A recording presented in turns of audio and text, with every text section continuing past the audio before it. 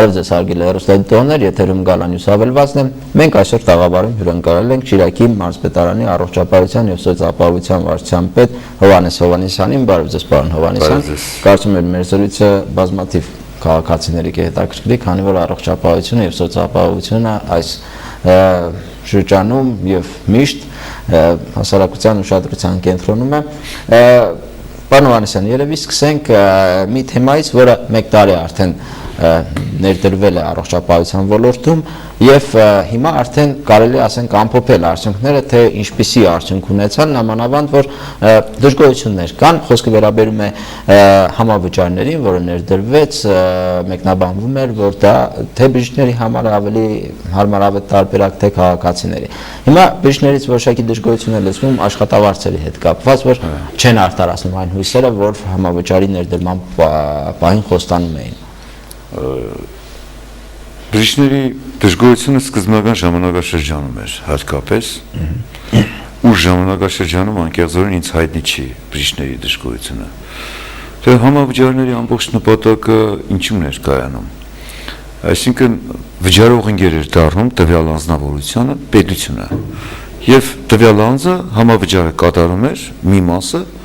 այդ ծախսի, ասենք եթե ասենք որդանման ելունի, որը մենք ասում ենք կույրաղիքի հետ օպերացիան, ասենք կոնկրետ արժի 100,000, տարիների ընթացքում պարզվել է, որ դա մոտավորապես քաղաքացին 100 եւ ավելի հազարներ փող է ծախսում, որպեսզի դա սանիտարքին է տալիս, դա տալիս է բաժնի, վարիչին, տալիս է, ասենք, չգիտեմ, 1000 մարդու բաժանում են այդ մարդ փողերը, հետո տնտեսագետները հաշվեցին, որ այդ գումարը միևնույն մարդու գրբանից դուրս է գալիս։ Կիսը եւ այդ մի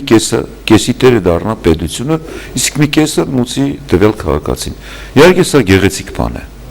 Եթե այսպես մենք վեր ենք լուծում։ Այսինքն 100,000-ի փոխարեն հիմա քաղաքացին վճարում է 50,000։ Այո։ 50,000-ը ֆինանսավորվում է արդեն պետական, այո, պետական համավճարը կատարվում է պետական բյուջեից։ Եվ այստեղ ինչն է հետաքրքիր, որ փորձվեց մի քայլ կատարել, որ այդ ձախ գնացող փողերը մտնեն պետության գրբանը եւ քաղաքացին արժանապատիվ ձևով մտնի հիվանդանոց, ստանա իրոք արժանապատիվ բժշկական սպասարկում։ Չվազի, դե գիտեք, տգեղ բան է, տանում ես 1000 դրամ սրա գրբարմյան սանիտարքին ես տանում, տալիս է բժիշկին, չգիտեմ, եւ այլն, թվարկենք, էլի ովքեր հիվանդանոցում աշխատում են մեր նման բուժաշխատողներ։ Եվ այս վճարը ուղղակի քայլ էր, որպեսզի ավելի քաղաքակիրթ դարձներ այս մեր բուժ սպասարկումը եւ ֆինանսները ուղղվեր մեկը բժշկի աշխատավարձի, որտեղ արդեն դրանից հետևեց նաեւ բժշկի աշխատավարձի նոր ձևակերպում, թե ինչից է ձևավորվում։ Տոտակային աշխատավարձ է այստեղ գոյանում։ Եթե ասենք բժշկի վիրահատություն ավելի շատ, 10-ը էլ ավելի շատ։ Այո, այդ կարգով է։ Այո, այդ կարգով։ Շատ ճիշտ եք հարցադրում եւ բնական է մեղմ ասած լավ ես վիրահատում, շատ ունես պացիենտներ, շատ ես վաստակում, բայց սկզբնական ժամանակաշրջանում փոքր ինչ այսպես անարտար ընթացք տեղի ունեցավ, որովհետեւ շատ լավ ասենք թերապևտ է, շատ լավ ճանաչված եւ ստացվեց որ իրեն մոտ այդ ընթացքում մարդ չի գալիս, որովհետեւ եթե մինչեւ հիմա արդեն բաժանվեց ստորաբաժանումները, ասենք կարդիոլոգիան այնտեղ արդեն գներն այլ են, վճարումներն այլ են, բավական բարձր, եւ նրանք սկսեցին գումարներ ստանալ, թերապևտները գրեթե ոչինչ չեն ստանում, ընդհակառակը, նախկինից էլ ավելի ցածր սկսեցին աշխատավարձներ ստանալ։ Դե ընթացքային փոփոխությունների ընթացքում դա կարծես կարգավորվեց։ Այսինքն թերապևտի մոտ ավելի քիչ են գնում։ Այո։ Սկսեցին ավելի քիչ գնալ, թե արդեն դե ասենք ինսուլտ էր, ինֆարկտ էր, չգիտեմ ինչ էր, խիստ բաժանում տեղի ունեցավ, ես օրինակ կոնկրետ խոսում եմ հենց մեր մարզային հիվանդանոցի վերաբերյալ։ Կարծես սկզբնական շրջանում թերապևտները մնացին առանց գործ եւ բնականաբար առանց համավճարից ձևավորվող աշխատավարձի։ Շատ ցածրացավ նրանց աշխատավարձը։ Իսկ հիմա վիճակը ինչպես է։ Հիմա շտկվել է, բավարար է նրանց։ Այդ բողոքներն այլևս չկա։ Չեմ ասում շատ ճոխ է, բայց նաեւ այդ բողոքները չկա։ Եթե համավճարի բարակայում քաղաքացուն պարտադրում են կամ խնդրում են, չգիտեմ, կամ պահանջում են հավելյալ գումարներ նույն քույրերին, նույն բժիշկներին, հիմա էլ համավճարի զուգահեռ նորից պահանջ։ Զուգահեռ, այո։ Եթե համավճարին զուգահեռ գումարներ պահանջում են, իհարկե եղել են դեպքեր, որոնց մենք շատ խիստ ենք արձագանքել, եւ մեր բուժ ազնագազմը Շիրակի մարզում հասկացավ, որ մարզպետարանը եւ մարզպետարանի բժշկական վարչությունը բոլորովին անհաշտ է այս իրավիճակի հետ, մենք ուղղակի անմիջապես աշխատանքի անգամ ազատման հարց ենք տնում, երբեմն տաքանում ենք, երբեմն նույնիսկ խորամուխ չենք լինում երևույթների, որովհետև դա մեր մոտ իրոք զայրույթ է առաջացնում մարդկային։ Պարոն Հովհաննիսյան, եթե նման պահանջ է դրվում քաղաքացու առաջ, ինչ կարող է անել քաղաքացին։ Հաշվի առնելով այն հանգամանքը, որ շատ քաղաքացիների երբ ասում են, իրենք ընդունում են ի-գիտություն բժշկի կողմից, գիտեք ինչ, ընդամենը նրանք կարող են շատ կիսաձայն մեզ ասեն, պետք չի որ ես, չգիտեմ, նրանք կարող են եւ իրենց անձնել, եթե չեն ուզում էլի հայտնել, թող ասեն մենք բոլոր միջոցները ձեռք կառնենք։ Ես համոզված եմ, որ այս համավճարային պայմաններում ես չեմ ասում իդեալական մենք հասել ենք 100%-անոց հաջողությունների եւ բացարձակ զերծ ենք, ասենք, այլ մուծումներից եւ համենայն դեպս որ անհաշտ է մեր վերաբերմունքը եւ պայքարը դրա նկատմամբ, անգամ մենք դեպքեր եղել, որ հայտնաբերել ենք եւ անմիջապես հարց ենք տվել աշխատանքից հեռացնելու։ Եթե մարդիկ հասկանում են, դե գիտեք ինչ, եթե իրենք տեսնում են, որ վարչությունը նման երևույթի նկատմամբ անհաշտ է, իհարկե նրանք էլ չեն փորձի։ Ուրիշ բան է, եթե մենք եղել են փաստորեն նման դեպքեր, երբ ասում եթե մենք մեր աչքեր փակենք այդ երևույթի դեմ եւ կողքից էլ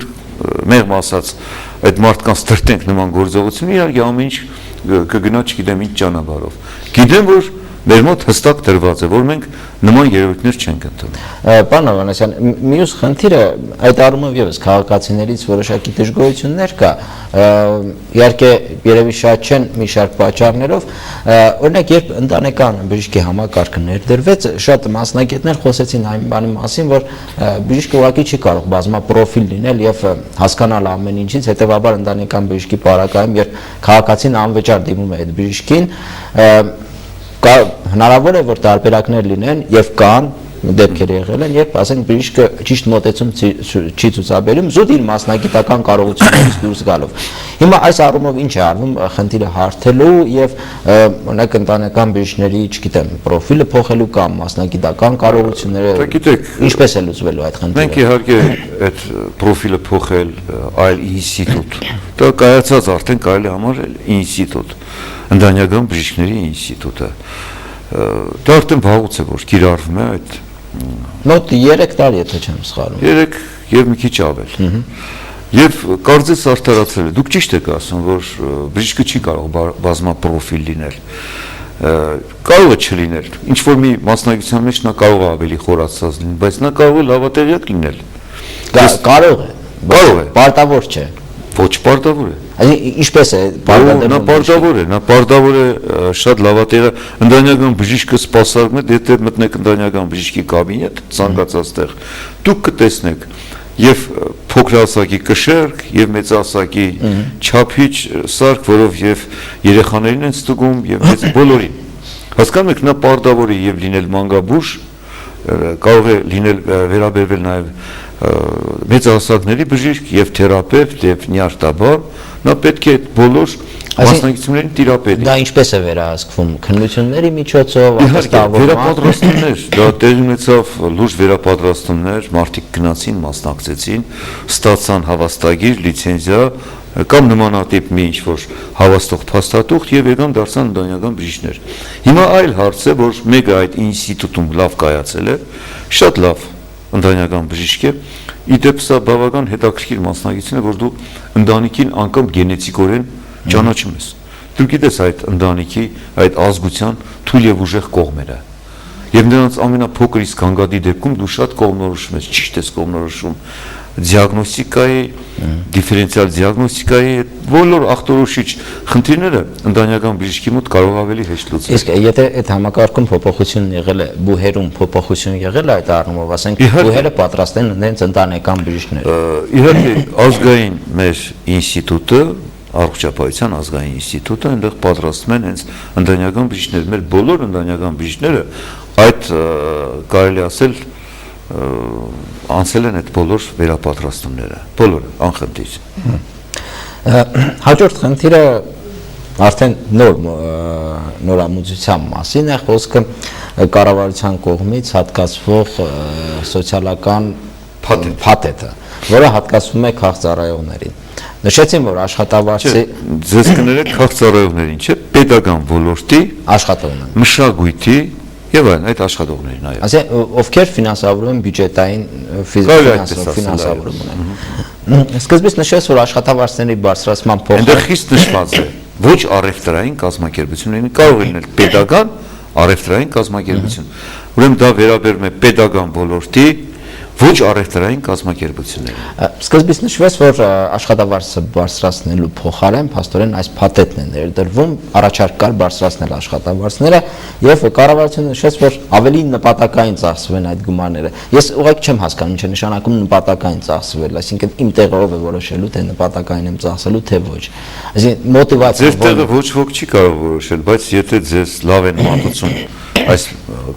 փաթեթը, սոցիալական փաթեթը, ես չգիտեմ, միշտ գիտեք, ես կյանքում լավատես եմ, շուտ եմ ոգևորվում լավ բաներով, իմ նման մարդիկ շուտ էլ կարող են հուսահատվել, ավելի լավ է իմ նման մարդկային տիպը, ինձ համար ավելի ընդունելի է, քան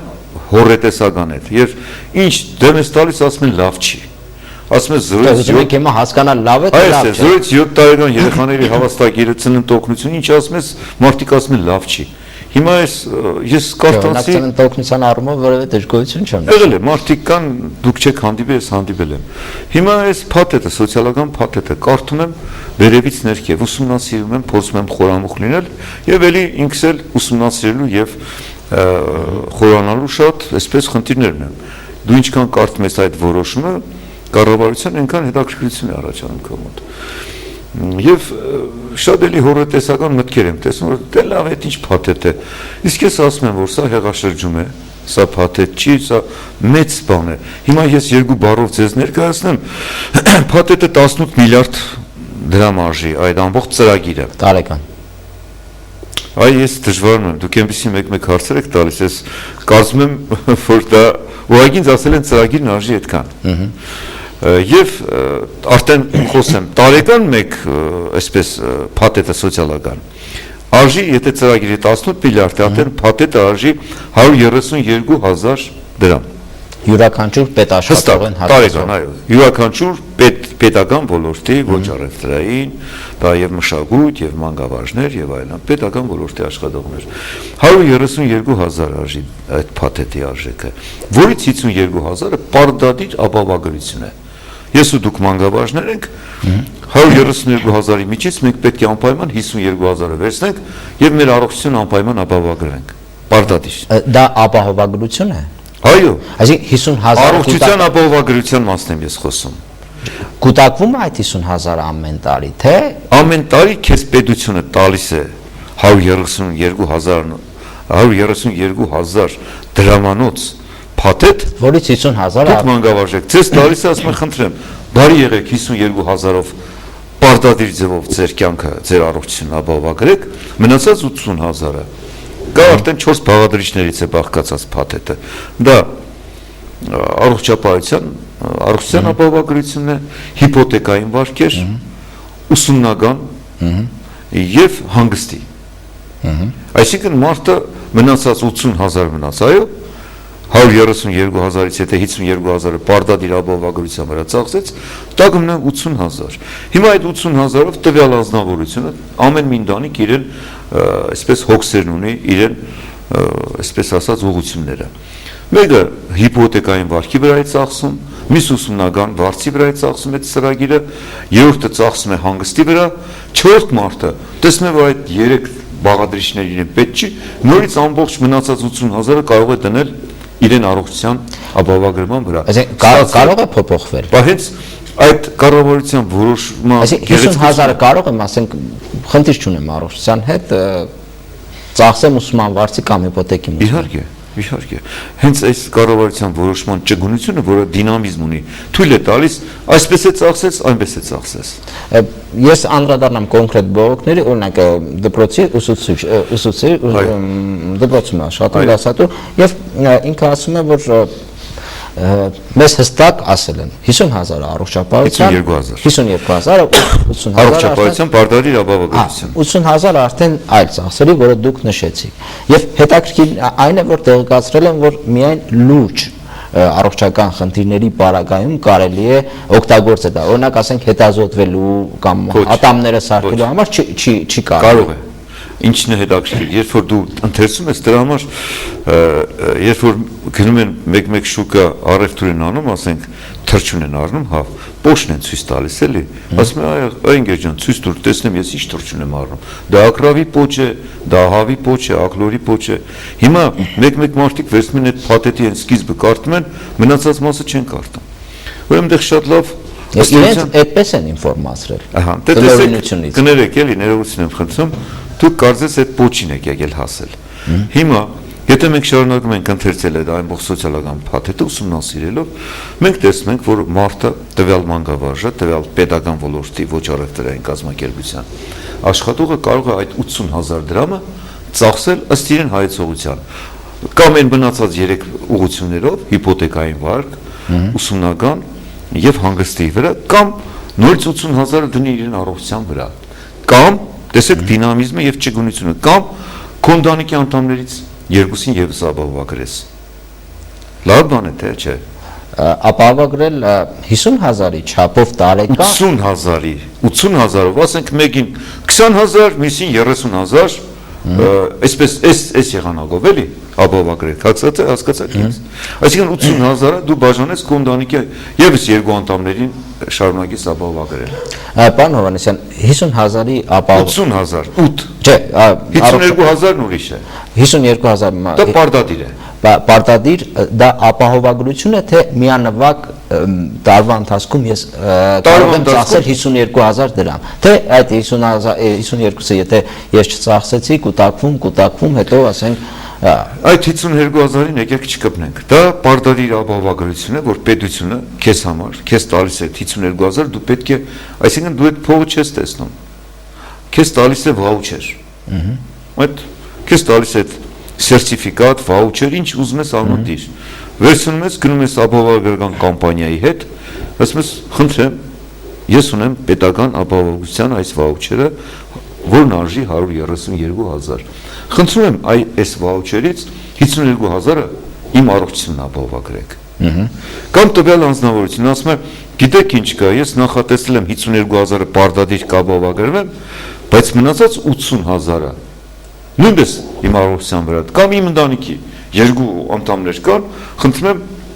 այդ 80,000-ը նրանց ապահովագրում։ Այսինքն ես ինչքան հասկանում եմ, 52,000-ով որ ապահովագրում ես քո առողջությունը, արդեն վճարում է ապահովագրական ընկերությունը։ Եվ շարունակենք, եթե որպես խնդիր լինի, հերոստատիտողը լավ հասկանա, այդ 52,000-ը բնական է դա պետության կողմից նախատեսված գումարն է։ Այսինքն դա 132,000-ի, ասենք մի մասն է, 52,000-ը այդ վաուչերի մեջ է մտնում։ Դու ապահովագրվեցիր, այո, մնացած 80,000-ը շարունակում է մնալ քո վրա, այդ վաուչերի վրա։ Հիմա դու դրանով կարող ես կամ շարունակել քո հարազատների ապահովագրությունը, կամ ասենք ինքդ քո։ Եվ այստեղ հիմա ծածկույթի մասին խոսանք։ 52,000 դրամ ապահովագրելու դեպքում քո վրա ապահովագրական կամպանիան, որը քո այդ պայմանագիրը կնքել, արդեն այդ քո 52,000-ի դիմաց ձեզ կարող է սպասարկել 3,800,000 դրամի չափով։ Այսինքն մոտ 10,000 ամերիկյան դոլար։ Այո, 10,000 մոտարապես այդքան։ Այսինքն 52,000 տարեկան մուծելու դեպքում քո վաուչերից երբ որ դուրս են հանում, այո, 52,000-ը պարտադիր, քեզ մինչև 3,800,000-ի դրամի չափով այդ գործակալությունը ընկերությունը ապահովագրական քո վրա կարող է այդ չափի գումարներ ծախսել։ Իսկ եթե ասենք ատամների հետ խնդիր ունի, պետք է երկու ատամ։ Տեսեք, հետաքրքիր հարց եք տալիս, կներեք, ես գիտեմ արդեն ինչ եք հարցնելու։ Այնտեղ սկզբի մասում գրված է, դրա մեջ չի մտնում առաջնային բուժօգնություն, ատամնաբուժական ծառայություն եւ այլն, բայց հետո որ շարունակում ես կարդալ, բարձվում է, որ եթե այդ 52,000-ին դու ավելացնում ես եւս հազարներ, ասենք 30,000, 20,000, այսինքն 80,000-ը գտնում է քո տնօրինության տակ։ ավելացնում ես դու արդեն կարող ես ստանալ ադամնորբուժական ստոմատոլոգիական ծառայություն, կարող ես պրոֆ հետազոտություններ անցնել, ամբուլատոր եւ պոլիկլինիկար հետազոտություններ անցնես այդ ծառայություններով, այսինքն քիչ-քիչ բացվում է եւ ամեն մի բացվածքի վրա գալիս են նոր ծածկույթներ, մինչեւ 7 միլիոն դրամի կարող է հասնել։ Պատկերացնում եք, դա ինչ շքեղ թիվ է։ Այդպիսի գումար ես համոզված եմ, որ մանկավարժներից ոչ մեկը, ոչ դուք ներողություն եմ խնդրում, անգամ ես ին վրա 7 միլիոն դրամ չեմ կարող այս րոպեին վերցնեմ ծախսել։ Բայց 7 միլիոն դրամ թույլ է տալիս այդ ապահովագրությունը։ Այսինքն, եթե ամբողջ 132,000 ուղղորդեն առողջապահության ապահովագրմանը առողջ կարող են ապրել, որևէ խնդիր չունենան։ Ոչ թե առողջ, այլ վստահ կարող են ապրել։ Վստահ կարող են ապրել։ Դրանք տարբեր բաներ են։ Շնորհակալություն, այժմ գովազդից հետո շարունակենք։ Գովազդներ հեռուստատանը։ Ձեր օրը սկսեք ճիշտ լուծումով։ 3 տուփ էժան կասկածելի որակով օճառի գնային հանրագումարը հավասար է 300-ի։ Նոեմի օճառի նախընտրելի գինը 250 դրամ է։ Շնորհիվ բարձրակարգ հումքի եւ առանձնահատուկ որակի Նոեմի օճառը ենթակա է ավելի տևական օգտագործման։ Արդյունավետությունը 3 անգամ ավելի, խնայողությունը ամբողջ 50 դրամ։ Ընտրելով որակյալը, սպառողը խնայում է եւ առողջությունը, եւ միջոցները։ Նոեմի, ազնիվ առաջարկ սպառողին։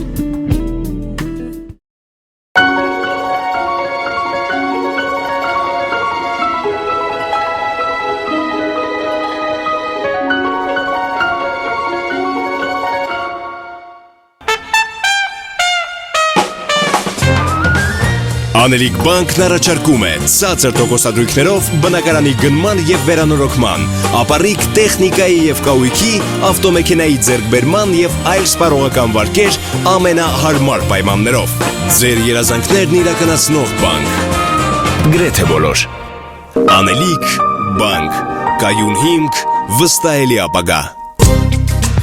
Նոեմի ապրանքանիշը ներկայացնում է օճառ Նոեմի հարմանի։ Քայլ առաջ դեպի ներդաշնակության քո աշխարհը։ Մեղրաբույր օճառ մեղվակաթի բնական հավելումներով։ Ալպյան ծաղիկների, բուրմունքի եւ նեկտարի ներդաշնակ փունջ ամփոփված մեկ տուփի մեջ։ Նոեմի հարմանի։ Բրիտանական տեխնոլոգիայով ստացված անտերի որակ։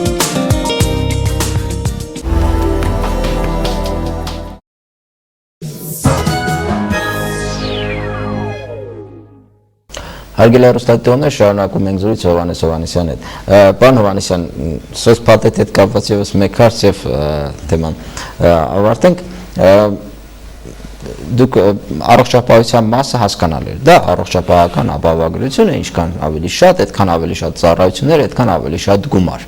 Այսինքն այդ 52,000-ը արձերն ինքը չի կարող տեսնել եւ դրա փոխարեն վճարում է ապահովագրական ընկերությունը։ Եվ կարող է դրանով, ասենք, նույն սրտի օպերացիայի գնալ ինքը, եթե ճիշտ բացատրեցիք։ 52,000 չունի, բայց ունի 132,000-անոց վաուչեր կամ հավաստագիր, կամ անունը ինչպես ուզում եք անունը դրեք։ Չէ, ես բժշկական ապահովագրության մասին։ Հենց բժշկական ապահովագրություն։ Եթե ասենք մարդը, որը ասենք չի ուզում հանգստանալ, հիպոթեք չի մուծում եւ ուսանող չունի, ուսման վճարները մուծելու համար, այդ 80,000-ը կորում է։ Չի կորում, դա նորից վերադառնում է պետությանը։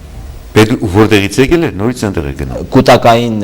Չէ, չի կուտակում։ Կուտակային մաս չկա։ Ոչ, ես իմ ուսումնասիրության ընթացքում այդ փաստաթուղթը կառավարության որոշում է, ես ոչ մի անգամ չեմ հանդիպել նման միտք,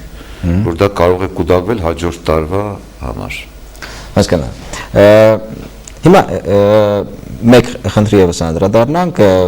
այսօր դուք խոսել եք այդ մասին, խոսքը վերաբերում է կրճատումներին, ինչ որ բողոքներ կան, որ Էնրիկո Մատեի անվան իտալական պոլիկլինիկայում կրճատումներ են եղել եւ խոսակցություններ կան, ճիշտ է, ոչ այսպես հրապարակային, որ դա ինչ որ կապված է քաղաքական գործընթացների հետ, մասնավորապես հանրապետական, բարգավաճ հակամարտություն եւ այլն եւ այլն։ Որքանով են քաղաքականացված հիմնարկները եւ խոսակցությունը ինձ ինչ է հիշեցնում, երբ որ կոմունիստների ժամանակ էր, բոլոր ինքնակենսագրություն գրելու ժամանակ գրում էին չկա որ ընտանիքից ենք եղել եւ այլն, ընչաքաղց ընտանիքից,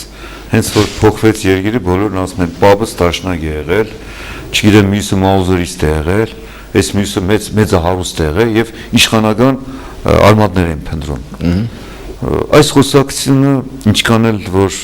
զավեշտական լինի, հիշեցնում է այդ խոսակցությունը։ Հիմա բոլոր ամեն ինչը ուզում են քաղաքական այսպես շահարկումներ դնել, ոչ, այնտեղ չկա կուսակցություն, որովհետև հենց հիմա այսօր տնօրենի նորից իմ մոտ եմ հրավիրել, զրուցել ենք իրեն մոտ բազմաթիվ բարգավաճ կուսակցությունից աշխատողներ կան, որոնցից ինքը խիստ գոհ է, ասում են պարդաճանաչ, շատ կատարողական մարդիկ են, դաշնակցականներ կան, որոնք շատ լավ են աշխատում, կան եւ այլ կուսակցության անդամներ, դե ամեն մեկը կարող է կուսակցության անդամ լինել, եւ այստեղ եթե կուսակցական պատկանելիության մասն է խոսքը լինեմ, ըստ երևույթին պետք է նրանց էլ վդարած լինեին այդ հիմնարկից, բայց ինչու մի դեպքում ասում են, որ այս բարգավաճ կուսակցության անդամը շատ կարգապահ, շատ լավ մարդ է, ուրեմն այստեղ դուք ինքներդ էլ արդեն հասկանում եք, որ խնդիրը կուսակցականացնել չարժի, խնդիրը ընդամենը աշխատանքային կարգապահության եւ այն խիստ մեծ խնդիրների հետ կապ ունի, որը ինչպիսի խնդրեմ, օրինակ 15 հոգի, 15 միլիոն 15 ես հոգի։ հասկանում եմ, որ այդտեղ խնդիր կա։ Այո, իհարկե, դա այդ հիմնարկը 15 միլիոն դրամ պարտքի մեջ է հայտնվել։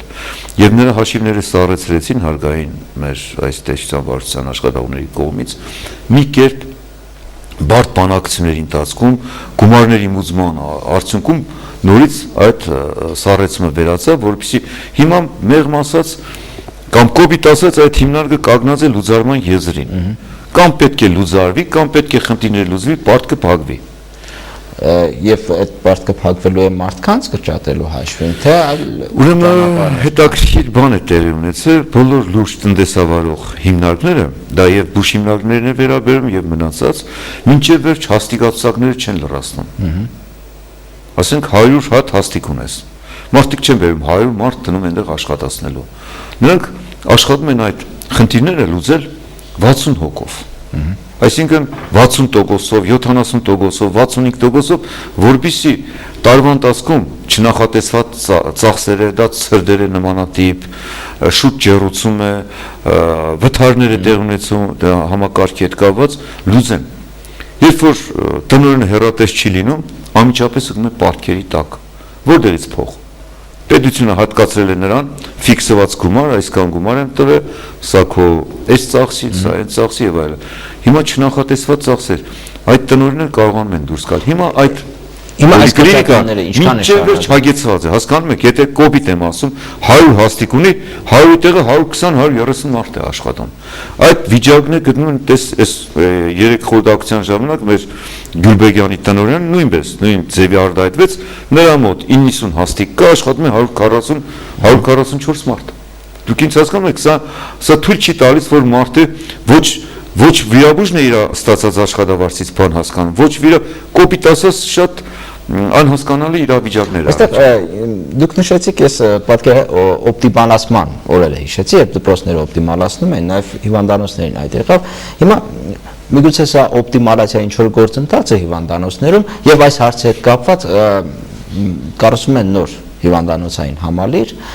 եւ շատերը մտավախություն ունեն, որ կարող են օպտիմալացվել, այսպես ասած, եւ բժշկական կազմի կրճատում տեղի ունենա։ Ինչքանով է արդարացված այդ մարդկանց վախերը։ Ես ձեզ ասեմ, ինչ որ միտեղ փոքր ինչ արդարացված է, ես չեմ ասում, որ այնտեղ կարող է լինել կադրային մեծ ջարդ եւ այլն, այնտեղ պետք է ընդրվի ինչպես ով երբ ընդունվում է աշխատանքի տվյալ հիմնարկում, քանի տարեկան է, տարիքը հաշվի առնել, մասնագիտական որակները եւ այլն, այսինքն շատ բաղադրիչներ կա, որ հաշվի պետք է առնել եւ արտարացի ճիշտ ընտրություն կատարել։ Եթե դու արտարացի ճիշտ ընտրություն ես կատարում, ով ինչ ուզում է թող ասի։ Քո խիղճը հանգիստ կլինի, գիշերը դու հանգիստ կքնես եւ դու կզգաս, որ ինչ որ մեկի տունը չես կանդել, մեկին չես վնասել։ Իսկ այդ շենքի կառուցումից հետո որոշակի հիվանդանոցներ 3 հիվանդանոցներ Մարզային հիվանդանոց, Գյուլբեգյան վիրաբուժական եւ Սամարիտեր, բոլորը նույն հարկի տակ։ Բոլորը գալիս են մի հարկի տակ։ Այնտեղ որոշ վերապահումներ կա Սամարիտերի հետ կազմած, որ պետք է կառավարության որոշում կա, դառնալու է վերականգնողական կենտրոն, դա դեռևս բացված չի, ինչպես, ինչ քանակով, ինչ հաստիկներով, դա այլ խնդիր է, որ հիմա երևի քննարկելու նյութ չի։ Քանի որ մենք կարճ ժամանակ ունենք, պարոն Հովհաննիսյան, հագեցվածության առումով ինչքան է հագեցված լինելու տեխնիկական մասով, սարքավորումների մասով, որովհետև հիմա շատ դժգոհություն կա, որ սարքավորումները Գյումրիում այն մակարդակին չեն, ինչ ասենք Երևանում եւ շատերը ստիպված գնում են Երևան, թե մասնագետների, թե սարքավորումների հետ կապված։ Ինչ քայլեր են ձեռնարկում։ Դե գիտեք, ասեմ ձեզ հավաստի տվյալներ, չեմ կարող լրիվ հավաստել։ Ես համոզված եմ, որ այնտեղ կդրվի նաեւ MRT սարքը, էլի, որը ավելի շատ զգայուն է, քան ասենք կոմպյուտերնի տոմոգրաֆը, մագնիսը ռեզոնանսային տոմոգրաֆ կդրվի, որը շատ զգայուն է, նա հյուսվածքների մակարդակով է անգամ այսպես ցույց տալիս դիագնոստիկ շատ նոր համալիրում։ Եվ սա շատ խնդիրներ կլուծի մարզում։ Կարծում եմ, որ նման սարքավորումներ անպայման դրվելու են։ Եվ շատ կարճ մասնագետների պահանջը ինչպես է լրացում, օրինակ մարզում կոնկրետ Գյումրիում ոնց որ մասնագետների պակասորդ է զգացվում, օրինակ հեռուստադիտողներից մեկը ասում է, որ ինքը անօթաբանի կարիք ունի եւ չի կարողանում Գյումրիում գտնել։ Իրոք կարծում եմ կլինեն էլի։ Ճիշտ է, հեռուստադիտողը, որ իրոք մենք անօթաբանի ոչ միայն այստեղ, անգամ Երևանի նման մայրաքաղաքում անօթաբանի դեֆիցիտ զգացվում է։ Բայց սակայն մեր մոտ կա մի երիտասարդ տղա, որին բանակի են տարել, ծառայում է Արտիգի զորամասում։ Մենք այսպես լեզու ենք գտել զորամասի եւ շաբաթը մի քանի անգամ այցելություններ է կատարում։ Ըստ նշանակման վայրի խորհրդատվությամբ, կոնսուլտացիաներով, ինչու՞ չէ նաեւ բուժումներով նա մասնակցում է մեր մարզի գործընթացին։ Եվ իրեն նման, այդ երիտասարդի նման մենք մի քանի մարդկանց հետ պայմանագիր ենք կնքել, որոնց ֆինանսը վճարում է մարզը, որպեսզի նրանք հետագայում արդինատուրան մասնագիտանալուց հետո վերադառնան մարզ։ Եվ մենք տարել ենք շատ հեշտ, շատ թեթև ձեռքով, առանց մարդկանց էսկոմենկոմ գցելու, առանց այսպես քաշքշուկների, ով եկել է երիտասարդ մասնագետ, առանց այլևայության մենք բոլոր փաստաթղթերը ստորագրել, բոլոր պայմանագրերը կնքել ենք։ Ուղղակի սա նրան է նման, այսօր ցանել ենք,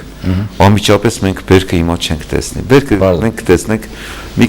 որոշ ժամանակ անց։ Շնորհակալություն պարոն Հովհաննիսյան, հյուրընկալվելու եւ հարցերին հանգամանալից պատասխանելու համար։ Մեր ժամանակը սպառվեց։ Հարգելի հեռուստադիտողներ, հիշեցնեմ, որ այսօր մենք